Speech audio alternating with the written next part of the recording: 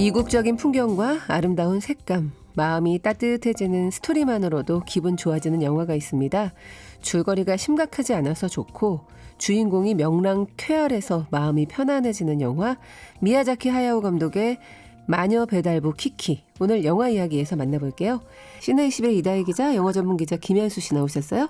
어서 오세요. 안녕하세요. 안녕하세요. 네, 최근에 재개봉했는데 40년의 세월이 흘렀어도 여전히 사랑받는 명작이죠? 재밌더라고요. 오랜만에 다시 보니까. 오랜만에 다시 네. 봤는데 너무 재밌고 처음 봤을 때랑 또 약간 감상이 달라지는 부분들이 있는데 그 다른 게 좋은 의미에서 감상이 달라지는 영화여서 굉장히 재미있게 봤습니다. 그리고 지브리 애니메이션은 어쩌면 이렇게 좋은 작품이 많을까라고 새삼 생각을 했던 것 같고 작화의 아름다움 이거는 너무 당연하고 거기에 더해서 매력적인 캐릭터, 잊을 수 없는 이야기, 이런 것들이 참 좋은 균형 감각을 가지고 네. 만들어져 있는 작품들이고, 이 작품 역시 그런 이제 수작 중에 하나라고 이야기 될 수 있을 것 같습니다. 이 지브리 스튜디오의 대표작이 뭐냐라고 하면 사람들마다 또 생각이 달라요. 왜냐하면 맞아요. 너무 유명하고 훌륭한 작품들이 많기 때문에. 근데 여쭤보고 싶은 거는 두 분은 혹시 지브리 작품 중에서 제일 좋아하는 게 어떤 작품들이신가요? 진행자님 먼저. 저는 이웃집 토토로. 이웃집 토토로. 네. 그렇죠. 이웃집 토토로 같은 경우는 또 워낙 캐릭터 상품 때문에도 네. 좋아하시는 맞아요. 분들이 많이. 집에 너무 많아가지고 네. 아직도 매일 보고 있어요. 네. 특히나 이제 집에 어린이랑 같이 사는 가정에서는 이제 아이들이 다 컸는데도 여전히 이상하게 좋아하죠. 지브리 거는 다 그냥 어디 일본 여행만 가면 거기 간 것 맞아요. 같아요. 네. 좋아하는 캐릭터 사러. 네. 어떤 거 좋아하시나요? 저는 귀를 기울이면을 제일 좋아하고 그다음 하울의 움직이는 성이나 천공의 그렇죠. 성 라퓨타 이런 거 좋아하고 사실 마녀 좋네요. 배달부 키키도 아마 그 정도 상위권에 속할 정도의 지브리 애니메이션 중에서 그런 작품들을 제일 좋아하는 것 같아요. 그렇죠. 그래서 워낙 이 작품들 각각이 하는 이야기도 다양하고 그리고 이제 이 지브리 스튜디오의 애니메이션들 중에서 원작이 있는 작품들이 되게 많고 네. 마녀 배달부 키키도 원작이 있습니다. 그래서 그 원작을 바탕으로 하는 이야기들이긴 합니다만 정말 제가 생각하기에는 지브리 스튜디오에서 원작을 극화해서 만든 애니메이션 중에서 이견이 있는 원작자가 발기를 드는 아주 드문 사례가 있긴 하죠. 개드전기라고. 근데 이제 그 외에 이제 미야자키 하야오 감독이 연출을 한 작품들 중에는 사실은 불만이 있는 원작자는 제가 보기에는 한 명도 없을 거예요. 그럼요. 정말로. 감사할 것 같은데요. 그러니까 이게 무엇을 상상했든지 간에 정말 그 이상으로 그려낸다라고 하는 게 굉장하다라는 생각을 하게 만듭니다. 네. 저는 지브리 애니메이션 영화가 재개봉할 때마다 진짜 격세지감을 느끼는 게 제가 그 일본 대중문화 개방 마지막 세대거든요. 대중문화 개방할 때 딱 고등학교 시절을 보냈었던. 네. 그래서 일본 컨텐츠를 보는 게 불법이던 시대와 그렇죠. 합법이던 시대를 이제 거쳐오면서 이게 이런 지브리 애니메이션 같은 경우에는 과거에 비디오 테이프로 많이 봤었거든요. 네. 하도 오래 돌려보다 보니까 이게 화질도 제대로 막 지질거리가 안 보이고 하다 보니까 색감도 잘 못 보고 내용만 확인하는 정도 수준의 비디오로 보다가 이게 2000년대 초중반을 거치면서 막 개봉도 하고 재개봉도 네. 하면서 지금은 OTT를 통해서 그냥 보고 싶을 때 아무 때나 볼 수 있잖아요. 그러다 보니까 너무 이런 게 좀 생경하기도 하면서 또 한편으로는 또 좋기도 하고 네. 그런 느낌을 많이 받게 되고 이번 영화 같은 경우에는 또 아이맥스로도 재개봉을 한다고 해요. 네. 이 지브리 애니메이션 중에 되게 중요한 재미 요소 중에 하늘을 나는 캐릭터가 등장하는 점, 고공을 활강한다든지 이런 장면과 캐릭터들이 또 굉장히 많이 나오잖아요. 네. 마녀 배달부 키키 역시도 이 주인공 키키가 하늘을 나는 장면이 굉장히 많이 등장하다 보니까 아이맥스 대형 스크린에서 보는 느낌은 또 완전히 다를 것 같다라는 생각도 한편으로 하게 됩니다. 네. 영화를 지금 극장에서 다시 보는 팬들이 많을 것 같은데 정말 아까 이다혜 기자 말씀하신 것처럼 예전과 다르게 보이는 것들 참 많을 것 같아요. 확실히 그렇더라고요. 그래서 저는 예전에는 보고 나서 이제 오랫동안 되게 그냥 귀여운 이야기여서 뭐 굳이 다시 볼 필요가 있나라고 생각을 한 적도 있었던 것 같습니다. 그런데 이번에 다시 보다 보니까 이것은 청년 노동자에 대한 맞아요. 진짜. 정말로 처음 얘기 시작하자마자부터 계속 그 생각이 드는 맞아요. 거예요. 이제 키키가 13살의 나이에 일단 너무 어려.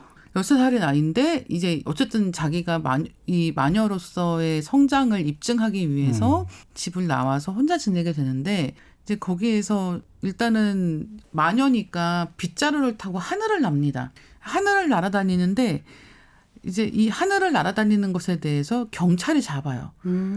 왜 이렇게 면허증도 없으면서 약간 이런 식으로 이제 잡는 거죠. 그래서 자격이 없다라고 얘기를 하는 거예요. 근데 하지만 지금 키키는 자립을 해야 되는 상황이란 말이죠.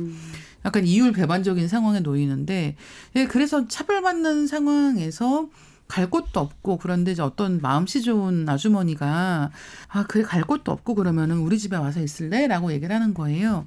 그래서 이제 그 집에 갑니다. 그래서 그래 이렇게 따뜻한 얘기였지라고 잠깐 생각을 했는데 아니었어요. 이게 물론 좋은 분이에요. 좋은 분인데 다락방을 주거든요.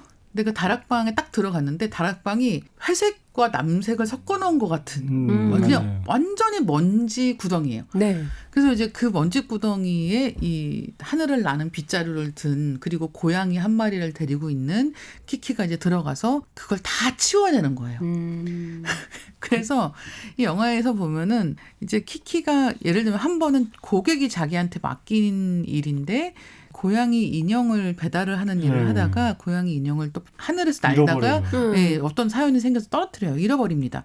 그래서 자기 고양이가 그 인형하고 똑같이 생겨서 자기 고양이를 일단 그 집에 보내고 그러니까 일단 된 것 척 하는 거예요.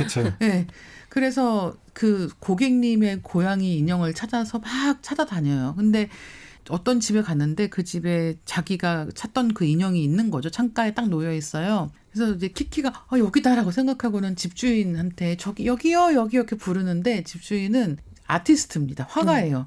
그래서 잘 듣지도 않아요. 나 지금 딱 좋은 그림 잘 그려지고 있으니까 조금만 있어봐. 네. 그렇게 얘기를 하는 거예요. 그래서 이제 좀 있다가 다 그린 다음에 내려와서 얘기를 듣더니 그래 가져가라고 얘기하는 거죠. 나도 마음에 들어가지고 갖다 놨는데 라고 하면서 얘기를 하는데 인형을 보니까 인형 목이 뜯겨져 있는 거예요. 그러니까 이제 까마귀들이 이걸 갖고 봉제 인형을 이렇게 물어 뜯어가지고 목 부분이 이렇게 뜯겨 있는 겁니다.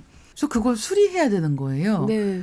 그래서 이제 키키가 어떡하지라고 하니까 그 예술가 집주인이 그럼 내가 해줄까라고 얘기를 합니다. 그래서 또 너무 좋은 얘기다라고 생각하는데 그 다음 순간에 그래서 너는 그러면은 나를 좀 도와줘라고 하면서 이제 방바닥 그 집에 있는 그 마루 바닥을 물걸레 같은 거를 해서 청소를 시켜요. 네.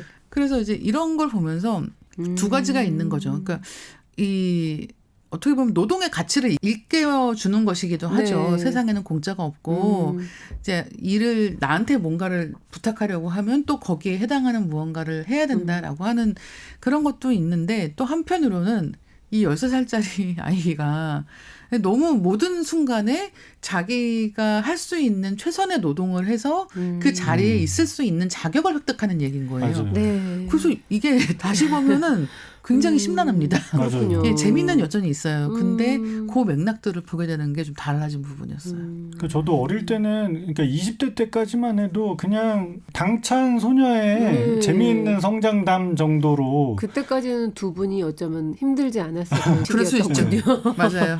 그렇게 인식하고 네. 봤다가 최근에 다시 보니까 저는 뭐가 보이냐면 계급 갈등이 보이는 거예요. 그러니까 네. 키키가 자기가 직접 그러니까 마녀는 어떤 마을을 자기가 살아야 되는 마을을 본인이 직접 선택을 할 수가 있고 그 마을에서 한 명의 마녀만 뭐 지낼 수 있다 뭐 이런 이 세계관 안에서의 룰 같은 걸 자기가 지키기 위해서 혼자 독립을 하기 위해서 나가서 선택한 이 쿠리코 마을에 가서 막상 본인이 자리를 잡고 노동을 하고 열심히 일을 해서 살려고 하니까 자기는 지금 옷차림도 좀 허름하고 가진 돈도 별로 없어 보이고 열심히 일을 하고는 하는데 비슷한 나이 또래 아이들 중에 너무나 화려한 삶을 살고 있는 좋은 집에서 좋은 옷 부모 입고. 만나서 예쁜 옷 입고 파티하면서 즐기면서 사는 아이들이 있는 거예요. 자기는 일해야 될 시간에 네. 저 친구들은 차 타고 휴양지에서 놀러 다니고 하는 아이들을 비슷한 나이 또래의 아이들을 키키가 보게 되면서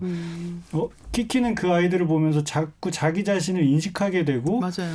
그렇게 그 전까지는 행복했거든요. 네, 행복했어요. 네. 네. 아무런 그러니까 거기에 불만이 대한 없어. 불만과 인식 같은 게 없다가 오히려 나와 다른 누군가를 마주하게 되면서 나 자신을 인식하게 되는 거죠. 네. 그렇게 키키가 자기 스스로를 돌아보게 되는 과정이 되게 담담하게 펼쳐져 있는 걸 보면서 깜짝 놀랐어요. 아, 이런 연출까지도 혹은 캐릭터의 성정까지도 생각을 하는가. 예를 들면 이렇게 힘들게 노동을 하고 돌아온 키키가 그렇게 아이들을 보면서 상처를 받았을 것 같은 상황에서 집에 돌아와서 아주 고요하게 텅 비어 있는 집을 그냥 하염없이 약간 바라보는 장면 같은 게 한 2, 3초 정도 등장을 하거든요. 그런 인서트 컷들이 그냥 넣은 건 아니죠. 네, 미야자키 하야오 감독이 이런 것까지 생각하고 넣었을까? 이게 단순히 아동용 애니메이션으로만 만든 건 아니었구나라는 걸 어릴 때는 잘 몰랐는데 지금에 와서 생각해보면 되게 이런 사려 깊은 연출 같은 게 느껴지더라고요. 그러니까 애니메이션에서는 영화는 예를 들면은 이 편집 물론 영화에서도 실사 영화에서도 편집을 통해서 다 마지막까지 유도한 장면만 들어가요. 우연히 넣는 장면이라는 건 세상에 없습니다. 영화에는 네. 없어요. 근데 애니메이션 더 하죠. 왜냐하면 애니메이션은 그걸 다 한 땀 한 땀 그려야 되거든요. 그렇죠. 그걸 굳이 그려서 굳이 넣은 거죠. 그러니까 이런 장면들을 볼 때 이제 그러니까 이 작품을 포함해서 지브리 애니메이션을 어렸을 때 볼 때는 이제 귀여운 얼굴들에 집중해서 본다고 하면 이렇게 성인이 되고 나서 다시 볼 때에는 어른들은 어떻게 해야 되는가?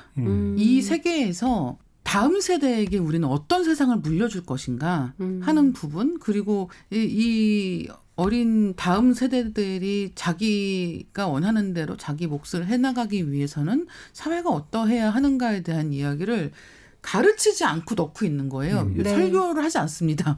어떻게 해야 돼라는 말을 하지 않고 네. 여기서는 키키가 슬퍼하거나 우울해하지 않는단 말이에요. 근데 그럼에도 불구하고 이렇게는 안 되겠는데라는 생각을 하게 된다는 게 영화를 보면서의 좀 굉장히 좀 기묘한 깨달음 같은 거였던 것 같습니다. 이게 그 지브리 스튜디오 영화자 가운데서 어떤 시기에 만들어진 영화인가요? 뭐 워낙 많은 작품들이 있잖아요. 근데 네. 그 미야자키 하야오 감독의 필모그래피를 쭉 보니까 천공의 성 라퓨타, 이웃집 토토로 이후에 나온 작품이 이 89년도 마녀배달부 키키이고요. 네. 이 이후에 추억은 방울방울, 폼포코 너구리 대작전, 귀를 기울이면 모노노케 히메가 이어지고 2001년도에 생과치 히로의 행방불명에 나옵니다.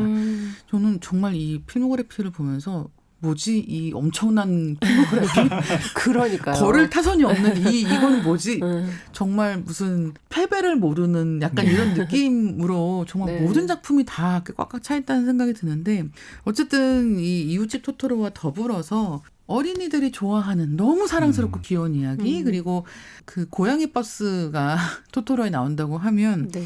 이 마녀배달부 키키에는 지지라고 하는 또 검은 고양이가 나와요. 이 검은 고양이 너무 예쁩니다. 맞아요. 네, 그래서 또 너무 조그맣고 그리고 이걸 보고 있으면 이 키키는 이 검은 고양이 지지가 없이는 힘들었을 것 같아요.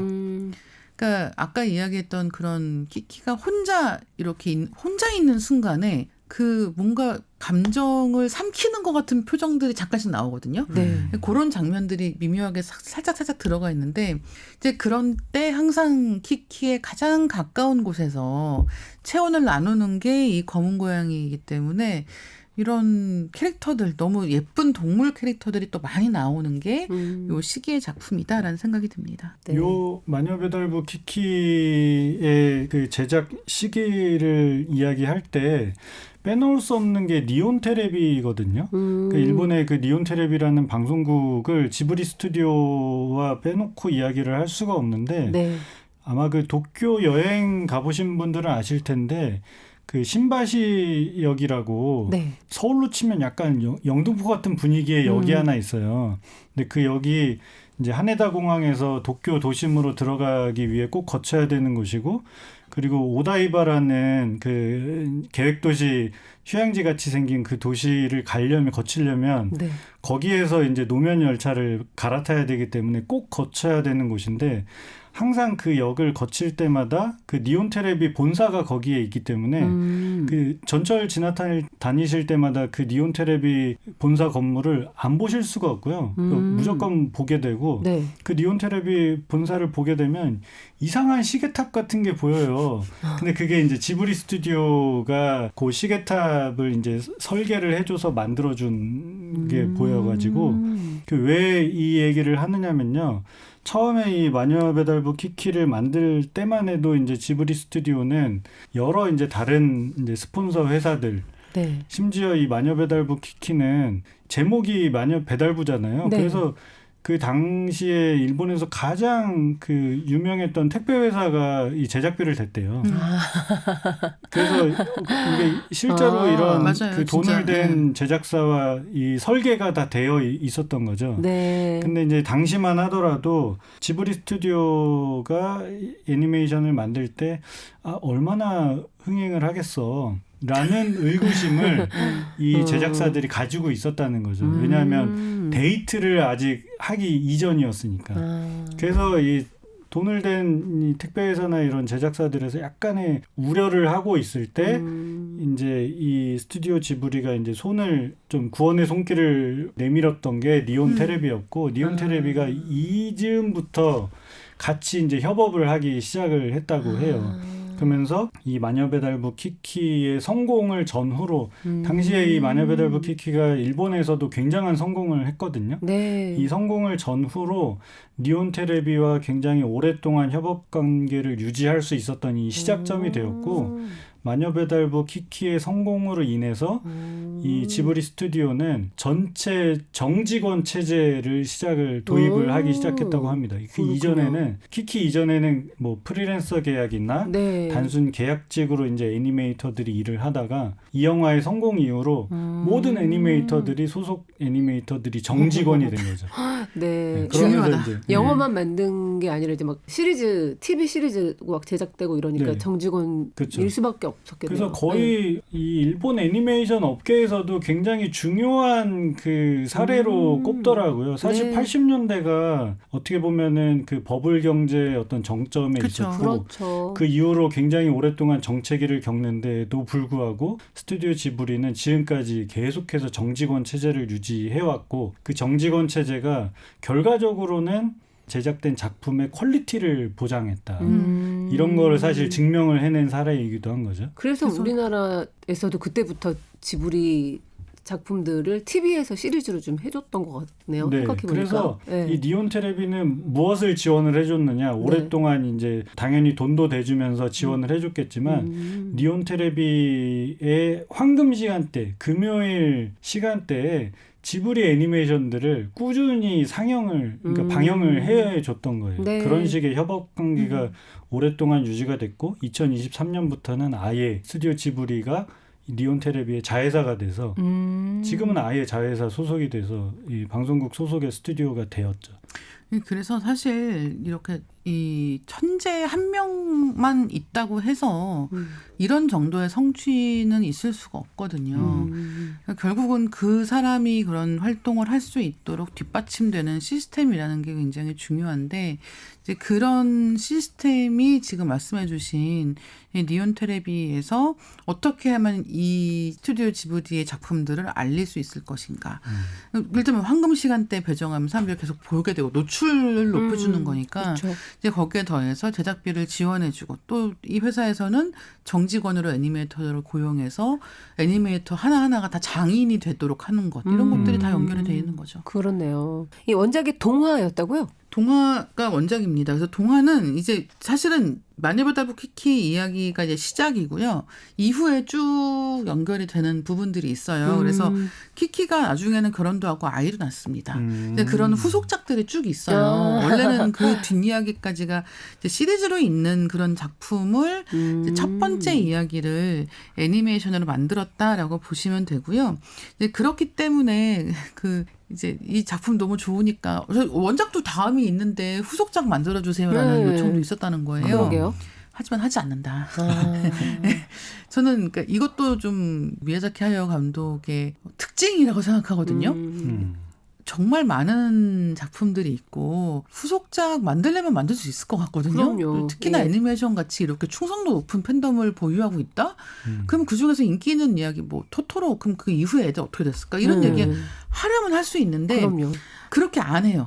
그런 식으로 후속편을 만들어서 이후의 이야기, 특히나 이제 어른이 된 다음에 아이들의 이야기를 하진 않는다라는 게 저는 이 미야자키 하야오 감독의 애니메이션에서 굉장히 중요한 부분이라고 생각을 하고, 그리고 또 한 가지는 이 미야자키 하야오 감독의 애니메이션에서의 어린이라고 하는 존재는 어른에게 기대 있는 존재가 아니고 끝내 자기 힘으로 살아가는 존재인 경우들도 되게 많거든요. 네.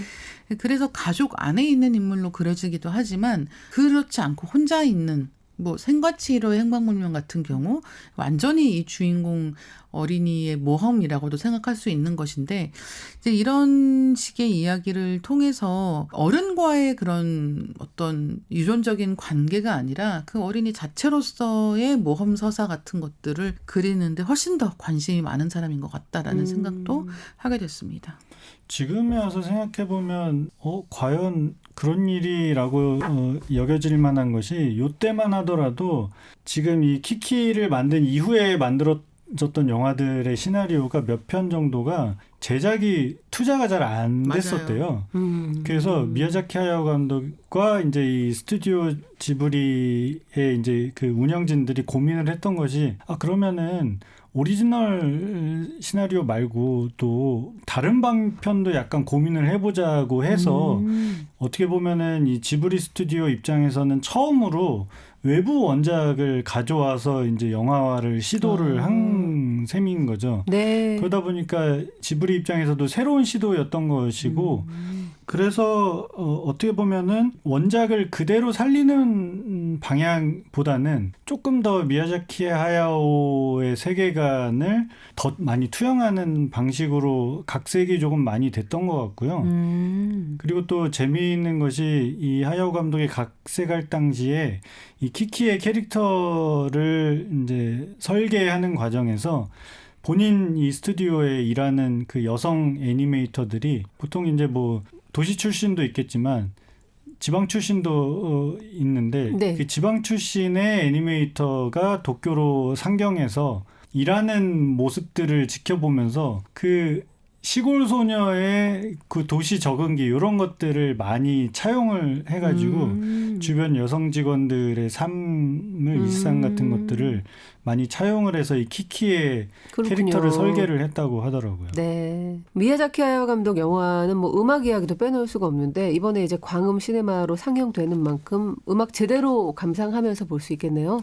그렇습니다. 그래서 아라이유미의 류즈의 전환을 비롯해서 엔딩곡인 상냥함에 감싸인다면 이런 곡들이 뭐 스튜디오 지브리 얘기할 때 빠질 수 없는 이름인 히사이 시조가 작곡한 곡입니다. 네. 바다가 보이는 마을 같은 곡이 또 유명하고요.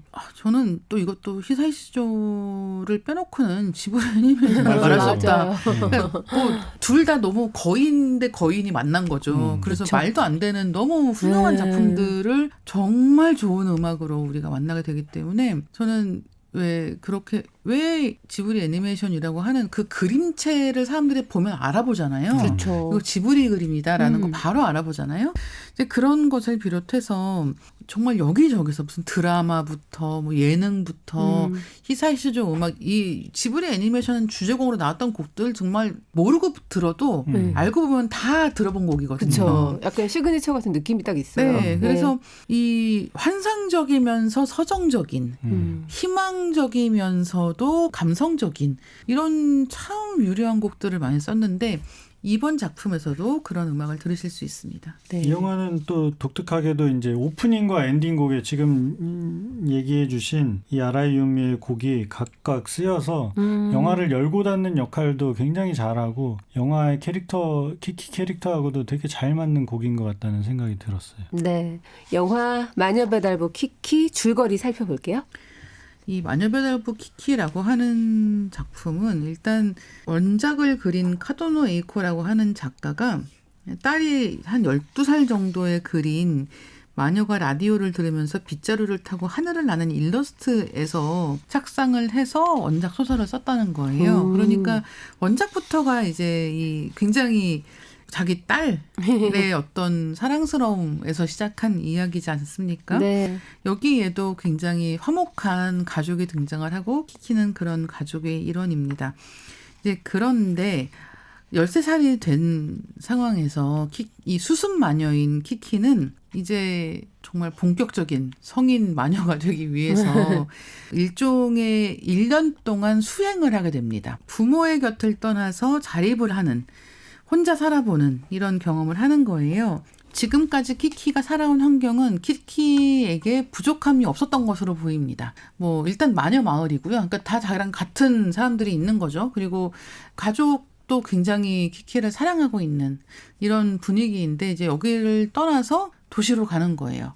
그래서 일단은 혼자 힘으로 살아야 되는 것이고 빗자루를 타고 이제 막 이제 하늘을 날아서 가는데 이제 갑자기 바람이 불어서 무슨 되게 큰 새가 있는 쪽으로 가게 되는데 그 새는 자기 알을 훔치러 온 줄 알고 막 키키를 막 쫓아내려고 하고 막 이런 상황들이 막 펼쳐지는 거죠. 그러니까 이제 이 점점 여러 가지 일을 겪는 중에 키키가 생각한 거는 그러면 내가 이 빗자루를 타고 하늘을 날 수 있으니까 이걸로 배달을 일을 해야겠다.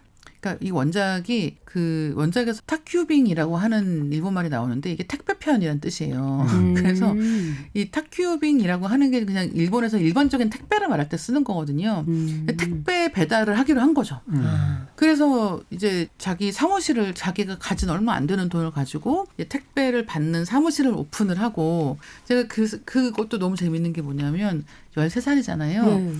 그래서 이 키키가 연 그 택배 배달 접수 사무소를 보면은 물건 접수 받습니다. 라는 그 문구가 써 있거든요. 근데 그게 원래는 한자로 써요. 뭐 접수 받습니다. 이런 거, 접수 이런 것들을 한자로 써야 되는 거죠. 근데 그거를 한자를 잘 못 쓰니까 다 히라가나로 풀어 쓰는 거예요. 그러니까 이런 게 별거 아닌 것 같은데 다 어린아이니까 한자 쓰기가 힘들고 그래서 다 이제 히라가나로 풀어 쓰는 거죠. 이제 그런 상황에서 이제 손님들이 와서 이제 뭐 물건을 맡기고 이럴 때마다 키키는 처음 해보는 일이고 낯설기도 하고 두렵기도 하고 그런데 그런 걸 내색할 수가 없는 거예요. 근데 그런 에피소드들 중에 하나가 키키가 이제 배달 일을 한다라고 하는 걸 알게 된 어떤 숙녀분이 이제 자기 조카에게 주는 고양이 인형 배달을 맡기는 거예요. 그래서 이제 뭐 이것도 해줄 수 있겠니? 라고 하고 이제 일을 맡기면서 얼마를 줘야 되냐고 물어보는 거예요. 근데 생각해 본 적이 없는 거죠. 그러니까 사실은 이것 역시도 이 청년 노동자의 어떤 내환 중에 하나인 거죠. 그러니까 내가 어느 정도 일을 하면은 어느 정도 돈을 받아야 하는지에 대한 감이 굉장히 없고 지금은 사회에서 어떤 최저임금 같은 제도가 도입이 되어서 어느 정도 뭐 1시간 일했으면 이 정도는 받아야 해 하는 기준을 잡아주었지만 사실은 예전에 이런 거 없을 때는 생각해 보시면 저도 처음에 일하고 막 이랬을 때 정말 말도 안 되는 상황이었거든요. 그냥 같은 일을 해도 대학교 다니면 얼마 주고 고등학교만 나왔으면 얼마 주고 이런 게 너무 당연한 분위기였단 말이죠. 키키도 그런 상황이 처음이다. 그래서 얼마를 불러야 되는지 모르겠는 거예요. 근데 자기가 그 생각을 해본 적이 없는 거죠. 그래서 주는 대로 받습니다. 근데 마침 그분이 또 되게 좋은 분이어서 돈을 좀 넉넉하게 준 것 같아요. 근데 어쨌든 알 수는 없지만 키키는 그 돈을 받고 이렇게 많이 주시는 거예요 라고 얘기를 하는 거예요. 근데 생각해보면은 하늘을 날아서 물건을 배달해야 되는데 돈을 적게 받을 수도 없는 일이겠죠. 근데 이제 이런 식의 우여곡절들을 거치면서 이 키키가 이제 점점 마녀로 성장해가는 그 과정을 담고 있는 이야기입니다. 네. 키키가 날아다니면서 빗자루 아래 펼쳐지는 풍경들이 마치 우리가 유럽 여행 가면은 왜 제일 높은 종탑 같은 데 올라가서 내려다보는 풍경 있잖아요. 비슷한 것 같아요. 그러니까 이 지브리 애니메이션 영화들이 대체적으로 그 장면 묘사를 어떤 식으로 하냐면 일본인이 생각하는 상상 속의 유럽의 이미지를 굉장히 잘 구현을 해요. 맞아요. 그래서 이 영화를 제작할 당시에도 실제로 제작진들을 유럽으로 보내서 로케이션 헌팅 같은 것들을 해오게 했대요. 그래서 스케치를 막 따와서 가상의 마을을 만드는 거죠. 그래서 키키가 처음 자리 잡게 되는 이 코리코 마을의 거리를 꾸미는데 이게 그 도시 배경은 이제 주로 묘사를 따온 게 스웨덴의 스톡홀름이나 아니면 뭐 고틀란드 섬이라고 하는 곳의 비스비 라는 도시의 형태를 많이 따오기도 했고 이 키키가 사는 본가는 19세기 말에서 20세기 초 그 영국의 도시계획에 따라서 이제 많이 양산됐던 영국식 정원을 가지고 있는 집 이런 것들을 이제 키키의 본가로 묘사를 하려고 했다고 하고요. 그리고 이 코리코 마을은 뭐 나폴리라든지 리스본, 파리, 샌프란시스코 이런 도시들이 가지고 있는 형태를 다 사실 짬뽕해서 장면마다 굉장히 좀 독특하게 이런 도시들이 갖고 있는 매력들을 그냥 한데 다 모아놓은 듯한 그런 모습으로 약간 설계를 했다고 해요. 그래서 감독이 우스갯소리로 지중해 연안과 발트해가 한 이 도시에 다 들어가 있다. 네. 그런 식으로 이 유럽의 어떤 그 정치들을 가지고 있는 도시의 여러 면들을 이 코리코 마을에 다 대입을 했다고 할 수 있고 그 영화 보다 보면 이 키키가 그 배달하면서 골목골목을 헤집고 다니고 그리고 광장에서 막 여러 해프닝 같은 것들도 겪게 되는데 그런 광장은 또 베니스 광장과 굉장히 흡사하게 묘사가 돼 있기도 하거든요. 네. 그리고 뭐 키키가 처음 그 오소노 아주머니에 이제 같이 이제 일을 하게 되는 그 넷플릭스 자막에는 묵집바 빵집으로 묘사가 되는데 네. 그 구초키 빵집은 또 독일식 목조 건물을 그쵸. 또 모티브로 삼아서 와. 디자인되었다고 하거든요. 이런 식으로 그렇군요. 이 거리 배경이나 건물의 어떤 디자인 이런 것들이 우리가 잘 아는 여러 유럽 도시 국가들의 요소들을 한데 모아서 디자인했다고 합니다. 네. 늘 솔직하고 명랑한 사랑스러운 마녀 키키에게도 위기가 찾아오죠. 네, 그래서 정말 이제 이야기가 초반에는 이렇게 작은 에피소드들이 하나씩 이어지면서 성장담이 이어지겠구나라고 생각을 하는데 위기 상황에 처합니다. 마법이 사라진다면 마녀는 마녀일 수 있는가?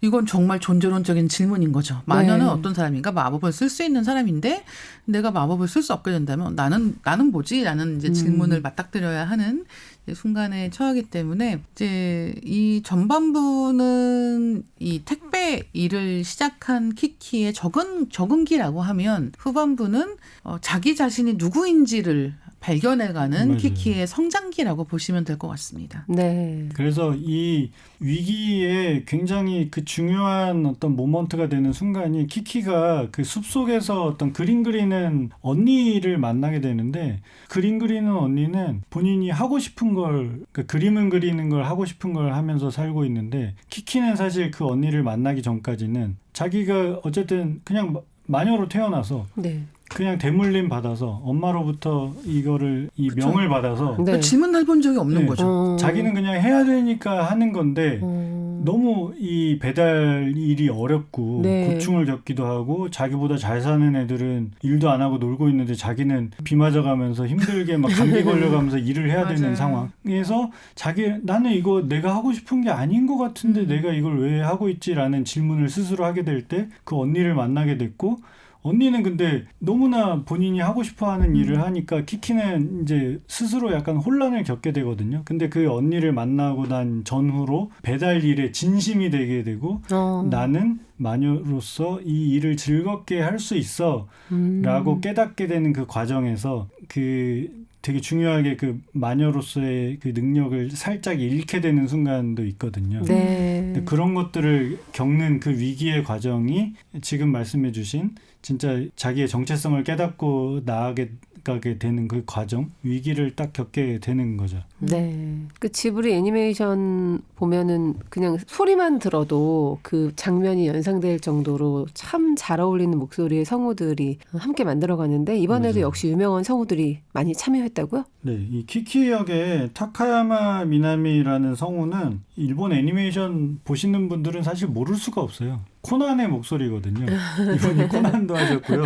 네. 그 도라에몽의 그 비실이 엄마라는 캐릭터 있는데 이 캐릭터도 이분이 하셨어요. 그러니까 이제 일본 애니메이션의 아주 굵직한 그 캐릭터 얼굴들을 이분이 맡아서 하셨고, 그리고 영화 보면 남자 캐릭터 그 톰보가 나오거든요. 그 영심이 옆에 붙어 있는 그 왕경대다는 그 소년이 사실 처음에는 약간 비호감처럼 등장하다가 점점 이제 호감형으로 바뀌는 이 톰보 역을 맡은 성우 야마구치 카페이는 그 람마 2분의 1의 람마 캐릭터로 또 굉장히 잘 알려져 있습니다. 그렇군요. 워낙에 팬들이 많아서 후속편 요구가 있었다고 하는데 만들어지지 않았으니까 뭐 아쉬운 분들은 이어지는 책 보시면 되겠네요.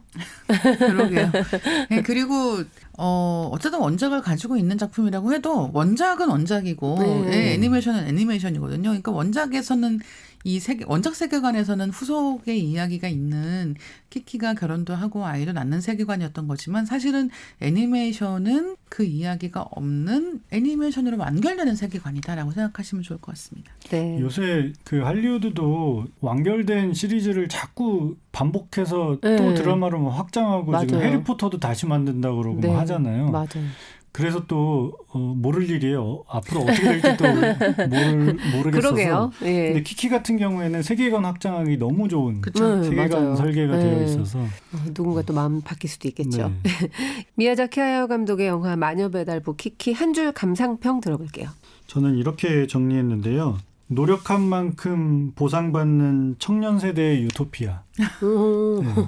요새 또 최근에 아르바이트생과 관련한 네. 뉴스가 사회적인 공분을 사는 지금 뉴스들이 계속 반복해서 나오고 있잖아요. 네. 청년 세대가 진짜 노동의 가치를 제대로 인정받는 안정적인 사회 시스템을 갖추는 게 너무 중요하다는 생각이 들고, 마녀배달부 키키를 오랜만에 다시 보면서 새삼 이 주제의식이 가장 도드라지게 보였던 작품이었던 것 같습니다. 네. 저는 자기 자신이 된다는 일의 어려움이라고 했는데요. 어른들이 뭐 너 하고 싶은 거 해 이런 얘기도 정말 아무 생각 없이 그냥 하고 그리고 네. 또 그냥 뭐 부모님들이 원하는 또 자식의 어떤 삶이라는 게 있잖아요. 근데 그 사이에서 내가 어떻게 살아가야 될지를 결국은 선택하고 그 삶을 살아야 되는 거는 그 자기 본인인 자신이죠. 거예요. 네. 그래서 그 문제를 스스로 해결하지 않으면 지금 어렵든지 나중에 어렵든지 언젠가는 이제 크게 어려움을 겪게 되는데 이 키키가 그 어려움을 겪어가는 과정에서 결국은 내가 누구인가를 생각하는 것만큼이나 다른 사람을 돕고 싶다라고 하는 마음 이런 것들이 중요하게 작용하거든요. 그래서 네.